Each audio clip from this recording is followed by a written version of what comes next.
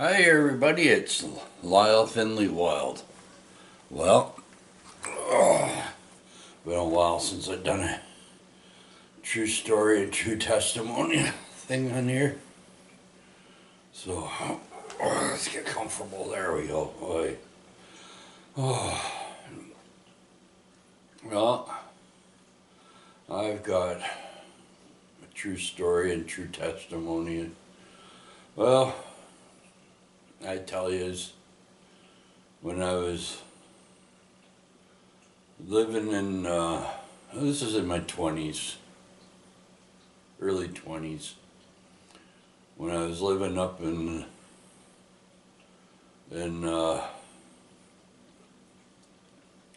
Edmonton, and my dad was, me and my dad and my stepmom, Brenda, Debbie and my dad, Dave, and me, Lyle. We're running this company called M&D Movers. It was a family thing, but I was also doing my own thing on the sideline too, And I only had one friend in all of Edmonton, and that's in all honesty. And I mentioned his name, and I get people. Anyways, he made something out of himself and a name out of himself, but he's still a friend to this day. But that's besides the point. So obviously you've gone on to Facebook. You see what I was talking about.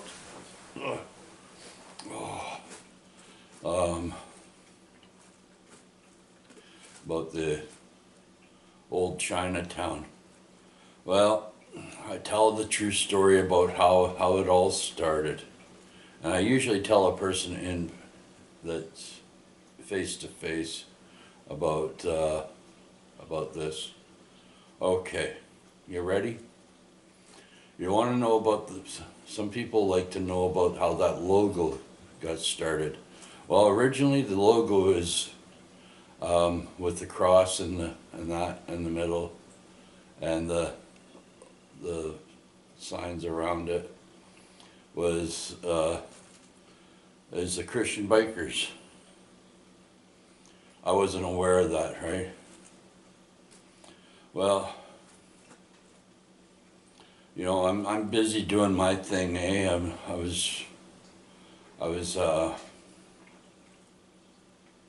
didn't want to live at home and that, and I wanted to go do my own thing also while I was helping my dad with the business. But he didn't know, and I didn't want anybody to ever tell him, and nobody ever did. The reason why I wear this, the real boss, that's Jesus is the real boss, God is the real boss. Hey, all right, that's, and they made a show out of that too. It's called The Real Boss. But anyways, Becky likes it, and she got me this hat. But that's besides the point. So I'll tell you about the logo, okay? Well,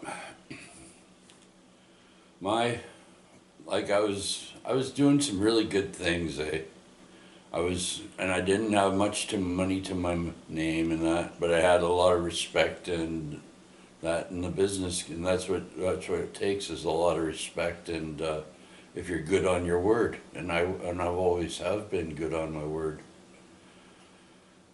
So anyways, some friends of mine, I knew they were going to be tearing down the Native Friendship Center there in Edmonton. And I'd go there, hang out, you know, while I was doing that friggin' helping that guy in Jasper, that pastor on Jasper and 101 Street, while I was living in the Cedar House in Old Chinatown. I wasn't aware it was the original Cedar House in Old Chinatown. Like, this is, I'm telling you true testimonial stuff here. Some people ask how that logo got started. And so yeah, so I'm helping this guy and that, and my my uncle, he worked at the meat packing plant. He's a butcher, right? So I talked to him. And one of his guys that worked for them said he'd be able to help out with some cases of hot dogs for what I was doing down on with this minister. Well, that was great. They thought this was great. All they had to do was buy the buns, and the meat supply was coming, right? Well, that's great. So anyways, and I didn't know what I was doing, right? I was just, it was, and the place I was living in, oh, it had a natural lean to it, so like the whole house leaned. Everybody's tried jacking it up, friggin' pouring concrete, and that, but it's such a historic landmark that it's hard to get around and doing things on it, eh? So I'm like, oh wow. So I'm busy doing what I'm doing, eh? And that, and I'm down there and that, and helping my dad and that, and doing this, and going down to Jasper and 101 Street and there, and in the park there, and helping that pastor. But I got, all of a sudden, I got, whew, it felt like I was drunk, right? But I wasn't drinking. I wasn't drinking at all. I wasn't nothing. But it's called being drunk in the Holy Spirit, right? So here I am. I'm just like, oh wow, this is something weird that's happening to me, but it was meant to be, right? So I'm like, oh, I'll just go with the flow with it here, right? It was scaring me because I was just talking to people that are coming out of the bar, and the pastor that was doing the 101 Street Jasper ministry there, he says people are coming up to you, Lyle, and they're actually getting sober from the bar. They're coming up drunk as a skunk out of the bar, and they're coming. And he's approached me. He said they're coming up to you, and they're sober afterwards. I'm like, well, I'm just being me, right? But I wasn't aware that this spiritual gift that was within me was for somebody else. It wasn't for me, but it was working with me on doing things that were happening in my life, right? It's weird how it was happening, but it was. And so I knew some friends. I knew they were going to be tearing down they had the contract to tear down the Native Friendship, and I felt sad, and I talked to some of the elders there, and they said, yeah, you can draw something in the rec room because it's going to be, I says, okay. And the rec room was original rec room when it was used, and the old Native Friendship Center was, I didn't even know this at the time, but it was the original jail in Edmonton back in the day, like, and so I'm like, okay, well, so I'm drawing this logo. I didn't know what to draw, right? And it's just coming to me, and I didn't know about the Christian bikers and stuff like that at the time, right? And I'm drawing this, right? Drawing this diamond and that, and drawing the Mother Earth, and I'm saying this in my mind, and Father of all creation and all those. But at the time, right, I'd be like I always got around down that area by walking, eh? So this cat followed me everywhere I went. This cat wouldn't leave me alone, right? So I put the cat cat hopped up on my shoulder, and I'd walk with my leather jacket, right? I'd walk over, and he'd sit there on the table and not watch me doing this, eh? And everybody liked the cat. They loved the cat, the French at the center there. So and I was welcomed, because you're not allowed to have any pets of any kind at all in there. But they welcomed me in with the cat because they seen how it was anyways, long story short, yeah. So here I am. I have no clue on what I'm, what's gonna happen, right? I'm just going with, going with the flow with it, eh? And I didn't want to tell them about family business and stuff like that, family work, eh? And so I'm just doing my own thing, right? And I'm there by myself, and this guy, his name's Rob, eh? Well, Rob is the logo that I was drawing. I guess word got to him, right? That this logo I was drawing on the wall was actually their logo, right? And he was the president at the time of that chapter in Edmonton, of all of Alberta, actually, I found out, eh? So anyway, so he asked me about why I put the sunset and the birds and that, and why I always, and I had to explain to him, because it's beautiful beyond what we see, right? And when we go beyond that, it's so beautiful. It's nice sunsets, and the 13 birds, the 13 apostles, birds, right? And anyways, yeah, so I explained to him about that, right? He says, "Oh, right on." And he's looking at how I'm drawing this on the wall, eh? He says, "Looks good. I'd like to see." And he did. He got to see when it was completed. But the funny thing is, right, I had no money for paint. And I swore I wouldn't invest any money into doing this, because I knew the building would be torn down, right? So I think, oh, okay, well, I got it drawn on there, and I thought, well, now I got to get some paint. So I go looking at all these arts and crafts stores, eh? I'm looking at the price of some of these paints because I want it to last on this wall, eh? Well, I'm walking down the street one day and down this alley. I was going off off the path that I usually go, right? And I'm walking by, and there's a person there throwing out this big box of all different colors of paints, and so I asked the person, I said, "Can I have those?" And they said, "Oh, you're welcome to them. Okay, I've got more." He said, "I got more inside. They said, I think oh yeah, he was a retired painter. Right? And I said, "Oh, well, I'll take whatever you got," right? And I wasn't picky, eh?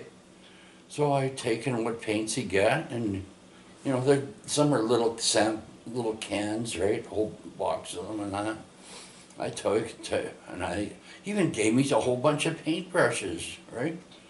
I'm thinking, oh, I'll thank the guy, and he was telling me his story and that, and this is when I'm in my early 20s, eh? So I'm like, oh, right on, cool, and I'm talking to this guy, and just, listening to what he has to say, and that, and so, and he gave me all these paints and all that and everything, right? And I said, "Are you sure?" I said, "I can pay you for it." He said, "No, take them." I told him what I'm going to do with them, right? He says, "Oh, that sounds great." So I take the paints, and I'm going down there and I walk down there, and I was so happy because I got these paints. Now I can finish doing what I'm doing, eh? So here I am, and I got the cat with me, eh? I always tried locking the cat inside, but the cat would always want to find its way out, eh? It'd be meowing up a storm if it didn't go out with me, eh? So I had to take the cat with me and that, and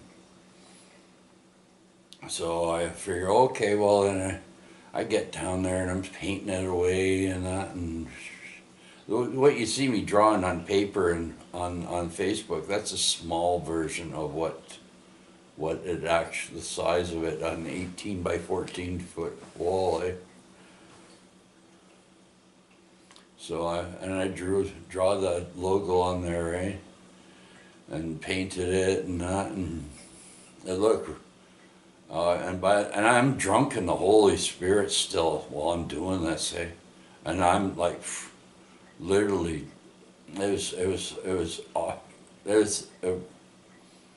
it it's hard to explain, but it's hard, and so I'm going at it, doing that, right? And well, then, well, they liked it so much. They said, "Yeah, right on, Lyle, right on." Right? Well, they called me Wild Lyle. They knew I told them I know I never did tell them. Yeah, some of them did know my CB handle. That's funny to question, yeah. Some of them did know my CB handle, the real wild one, eh? Yeah. And I'm drawing this on the wall, eh? Well, okay, so then I go, and I'd be going back to that. See, I didn't like going back there, but I always went back there and that, and because when I was living there, I was also helping. There was a church called I forget what the church was, but it was to help the people that are struggling and that and they'd give food and all that and clothing and all that. It used to be a church, but they turned it into something else in that area where I was living. So anyways, and so I'm like, all right on it, because it was just down the street, right? So I'd help them, right? Go in there, help them out and help clean, try to tidy it up and fix it up in there and all that. And when you're drunk in the Holy Spirit, and I'm telling you, no word of lie, it's hard to get sleep. I was trying, and I wasn't drinking, I wasn't doing drugs or nothing, and it was hard for me to get some sleep. So I'd always have to, and I was always busy doing something, eh? But it was constructive and helping other people. It wasn't about myself, it was about helping other people, eh? And so anyway, so I finished drawing that, right? And he came back, and I don't know, that cat just, after that, I'll tell you the story about the hawk that, well, you guys see in Edmonton. They have a video camera on it now, but that hawk landed, when it died, right, its mate, I found it by the railway tracks, and a taxidermy in Edmonton at the time when I was living down there. Got a hold of him, and he wanted the hawk, and I said, okay, well, here you go. So that's another true story, testimony about that one day. But that's not when I was drunk in the Holy Spirit, eh? So I'm finished drawing that, right, all that, and I'm like, great, I didn't want, the pastor knew there's something different about me, right? But it was all good. It wasn't bad, eh? But he could sense it, and he seen, like, and Jasper and 101 Street, and I was still doing with our family business and that, working that, and so and I had an ad running in the paper and that, jack of all trades, master of none, and that. And, oh, yeah, and so I'm like, oh, this is just great, right? And that, and I thought to myself, I gotta try to get out of this being drunk in the Holy Spirit. It's really starting to affect me. It's like, oh. So I'd go to big churches, I'd go to small churches, I'd go every kind of church I could find, right, to try to get undrunk from this spirit, because I was going, I kid you not, I was wearing a pinstripe suit, right, and I went on they're having a bike run and up by West Edmonton Mall, and here I am, I'm waving at every rider along on the run, and I was just cutting across. I wanted to cut across the street. I was just trying to go like this, right? They thought I was waving them in support of what they're doing, right? But he was funny, old, right? And so I'm to go like this, eh? Oh, Right? I'm giving the, hey, I want to go the way, but I wasn't aware of what I was doing, right? So, and then so it was a big run, eh? There, one time only they ever had a big run like that, and it went right through Alberta, eh?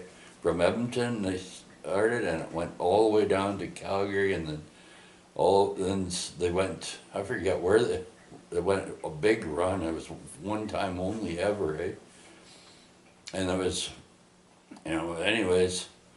So and I'm still drunk in the Holy Spirit at the time, eh? So I'm like, oh wow, okay. So I go into, I went to this big church one day, right? And something says, this is the person. You go up there, Rob is with you, he sees you, he's been watching over you, the Spirit's been telling me, eh? In my head.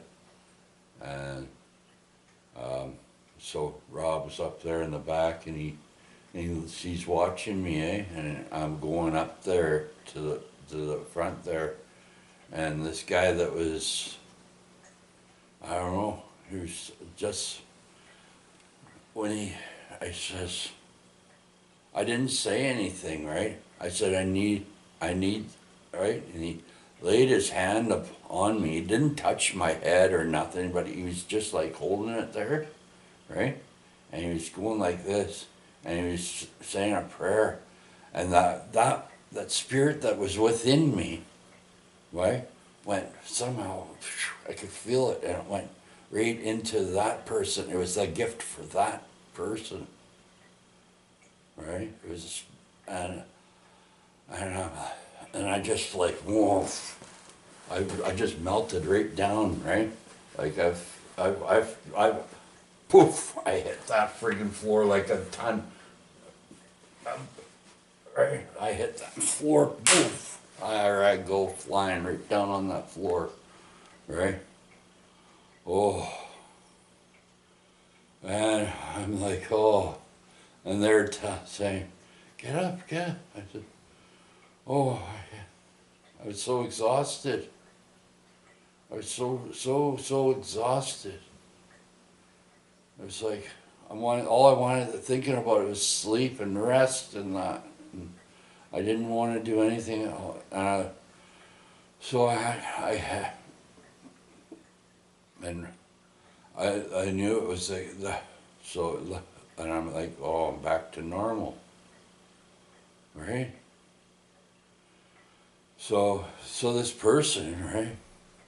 They're like, he had to take a break from what he was doing, eh?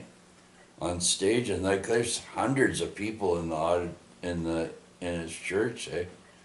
And he had to take a break after his, and I look at that, I seen, oh, hi, Rob. He says, hey, Lyle. I says, yeah. So but when I was drunk in the Holy Spirit, and I was down on Jasper and 101 Street there, right? There was this guy, he had, and I give true testimony to this because it's a true story, and that there's this guy, he had a big beard, looked like dirty linen, but it was clean clothes, like, and there's a glow upon him and all that, and long hair. This bird goes fluttering, right? You know those little city birds, those little ones, right? You see them all over the place, right? He goes poof, into the friggin' window of this building across there. Oh, I knew that bird was toast. He did a head bomb. He was, bing, right down he went, eh? And that. And this guy, he's seen that, and I seen that, right? And the guy looks at the bird. He knows the bird's dead too, and I do too, right? And the guy picks it up, right? And I'm thinking, oh, he's brave. Thinking to myself, he's brave. Those little birds, you never know. Some of them might have diseases or whatever, right? But he picks it up. It's not bleeding. Well, it's dead. I know it's dead. wasn't fluttering or breathing or nothing, right? The guy picks it up, right, in his, I forget what, yeah, anyways, he picks it up and it's in his hand, right? He goes like this. He wasn't saying anything, right? And I'm watching him the whole time while I'm down on Jasper and 101 Street doing that street. He puts a bird in his hand, right? And the bird wasn't flying or he was going like that, right? And I'm watching him. He knows I'm watching him, right? And the bird wasn't flying and he's on the other side of the street. And the bird was in his hand, right? I know the bird's dead and he's like, so, I'm sad, he's sad, right? Right? Because we both witnessed this thing, right, happening, right? And he goes like this with his other hand, right? Goes like this, and he goes, right? And I don't know if he's blowing on it, but he goes like that and puts it up, and he like that, and the little bird, right? And then he puts his hand up, right? And the little bird's still laying there, but it started moving, started flittering. Right? It flew away. Right? I got distracted by looking at the little bird, right? And it flew away. I watched, and then I look at it. Where is that guy? He's right. And I look in, and I have an eagle. I could see down, look up. No, he wasn't down that way. He wasn't that way. He wasn't, he couldn't go into there because there's no doors on that side of this. And I'm like, well, where did he go? Right? And I'm like, where did this guy go? Right? And this is when I was drunk in the Holy Spirit and that. And I was thinking, well, where did he go? Right? And then I looked down that street, right? Like, I'm not leaving where I'm at, Jasper, 101 Street by the park there. Right? I'm like, well, it gets revealed to me that later down, or that was one of God's appointed ones, because of what was happening. Eh? Yeah, really, true story, man. I'm telling you, no word of a lie. Right? So yeah. So. And that was that. I tell people this as a true testimonial story and true story to that, and it was one of God of the universe's appointed ones. You know, Jesus and Holy, yeah, because I never seen him ever since, right? And that's true story. Right, and then later on down the road, when it got torn down, right? Well, they wanted me present at the time, right? They said, you know, that logo, because people that were the natives, right? Because Mother of Earth and Father of all creations and all that is equal, right? And power greater than themselves, right? They could feel closer, and it was they stand before it. A lot of people, right, and they get a sense of something, right? But it was all good, right? But and so when it came time that they tore it down, they put a metal frame around the wall, and it's 18 by 14 foot wall, right? And what I draw is a small version of really, it's not exactly what it looks like, but it's a small, and the wall, right, and some metal frame around it. They used some of the metal that was from the jail to put a frame around that wall. And they lifted the wall out of there, right, put it on, and at the time,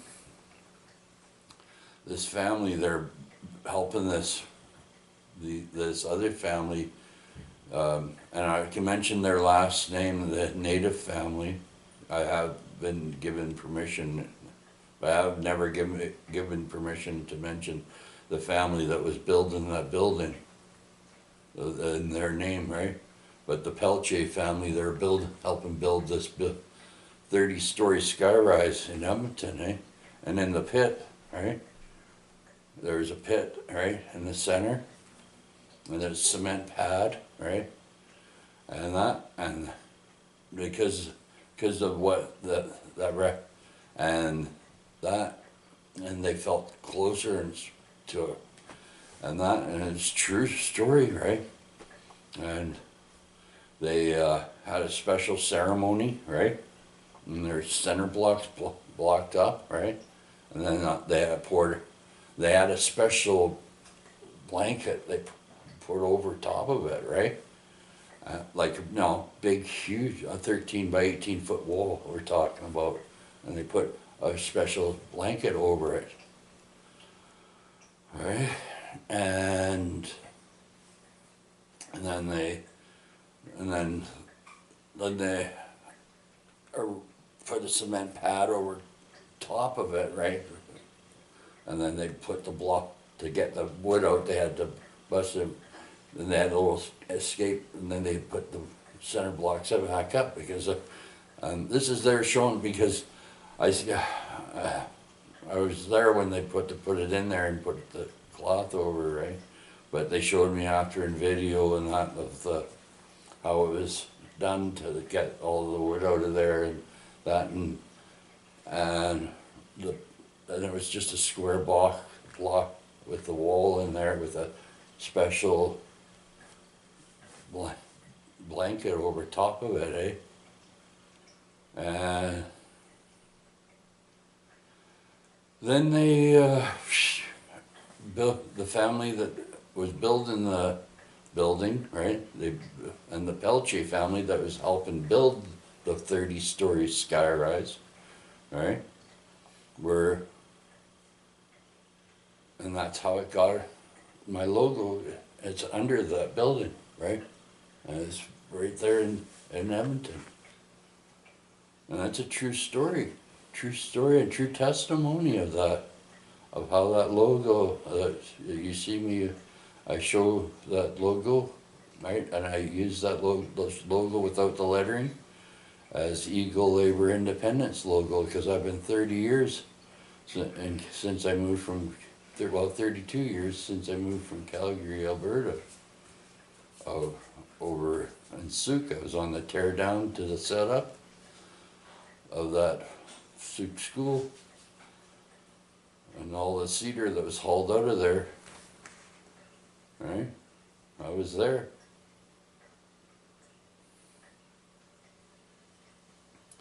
That's a true story.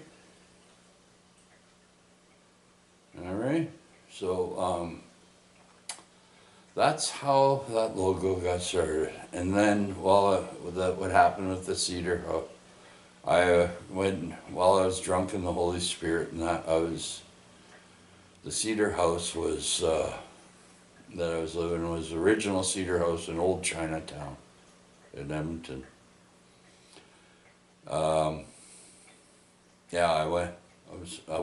forgot that I went and filled out all those papers and that to be part of the historical foundation, right? So to help save a whole community, the Old Chinatown community and all of the area from being redeveloped because of that one cedar house. I put a historical landmark on that house. And I was a member of the Historical Foundation and the Historical Society. Well, still am, not was, I still am. Right? Once you're a member for life. And I wasn't joking, there's about that much papers I filled out. Like I say, sometimes I was surprised they didn't ask my blood type, how much papers, work I filled out and everything to be. But I did that, So, and oh boy, did I have, back then I had people with guns and knives and that friggin' coming at me, and it was not a pretty sight back then, but I never harmed or injured anybody or did anything wrong. I was only I never let fear and common sense stop me from doing what was right. Right? And yeah, so that I did that. And people know about that and know how I saved that whole area from, and that's a lot of city blocks around that area that I helped save. An old Chinatown in Edmonton from being redeveloped and rebuilt. There would be a lot of families without homes. There would have been a lot of people that would be on the pot without homes, homeless, wouldn't have a home because of me doing that historical landmark. Right? So I did it to help people. It wasn't about personal gain or nothing. Right? So that's true story and true testimony. Okay? And that's when I was drunk in the Holy Spirit, people. I did a lot of things, good things. It wasn't bad things. And so I'm glad you're joining me here in LYLE, FINLAY, WILDE, because Becky gets tired of hearing about this true story and testimonial stuff that I went through. And I'd like to share it with people now. Now I feel comfortable doing it. Right? I know that many of you people are probably wondering, holy smokes. Yeah. So now the smaller version of the logo is part of Eagle. That's Eagle Labor Independence logo, the way I draw it there. And I've been running that ever since I come on Vancouver Island, that name. Oh, well, I'll tell you a true story about one day about something, right? But I during the whatchamacall, last year, right? Down, I can mention this, I guess. There's this guy, he has a green box with a green cab over, and it says, "This is your independent connection," and it's in block lettering on it, right? And I'm sitting down there with BB cart and doing my shuttle thing and and he knows who I am. I know who he is, right? But he was asking me about, you know, because he had to wait for the ferry and all that. I says, "Oh, well, I'm down here. It's safe." He says, "I'm not." He says, "I can't lock it up and that." There, I says, "Don't worry about it. You're safe. You park where I tell you to park, right?" And he parked exactly where I told him to park, and he was safe to park there because I was doing, anyways. So yeah, so he asked where some good spots where to go and while he was in town, because he had to wait for the next ferry out in the morning, eh? And I told him where to go and all that, and he went, eh? And I'm walking through town and that and all that, right? But it's yeah, that was fun. But my CB handle, right? I started something back in the day when I was young, and it's something to this day. But that was then, and this is now, eh? And I'll tell you one day the true story, true testimonial story about that. But for now, I think letting you guys know about the Eagle Labor Independent logo without the lettering of going on the straight and narrow around the borderline of it and that, and without Matthew 7:14, right? Any rating, right? It's just the logo loan, and we have it on BB card. And it says on the bottom, it says Eagle Labor Independent. Right, that's the logo for Eagle Labor Independent now. That's a small version.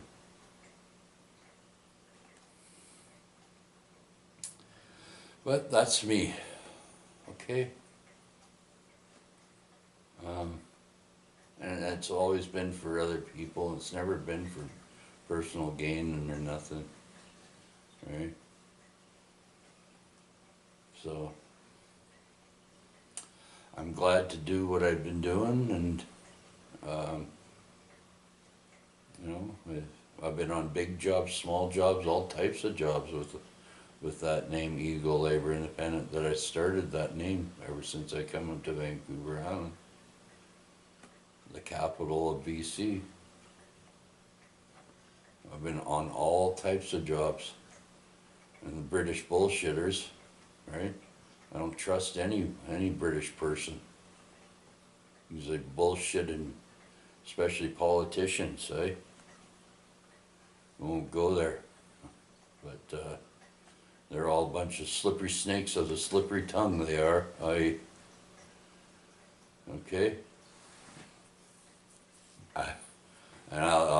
Hey, you never want to piss me off. You get the IRA out of me. You get the I-rated redneck asshole out of me. That's a true story. I just put because I got a real quick temper. All right. And there's no king of mine. You're no king of mine. Never has been, never will be. All right. All right. Well, it is. Yeah, that's just the way it is, eh?